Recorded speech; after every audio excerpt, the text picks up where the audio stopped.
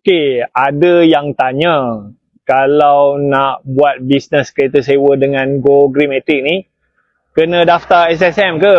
Okey, pada saya lah. Okey, kalau you join, first kali you fokus buat sale dulu. Kalau sebulan tu boleh dapat dalam 1,000, bolehlah daftar SSM.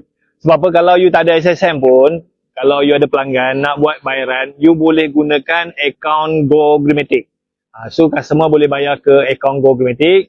Kita ambil 1% saja daripada sale tu, 99% kita akan transfer ke you.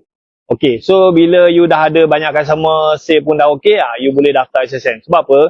Kalau you daftar SSM tapi you tak pandai buat sale, tak guna juga. Kan? So fokus buat sale dulu. Lepas dah konsisten pun semua, sebulan boleh dapat 1,000, boleh daftar SSM lah. Alright, so saya harap video ni bantu. Like, follow, komen dan share. Kalau nak belajar macam mana nak buat bisnes kereta dan motor sewa dengan betul, boleh ke boleh?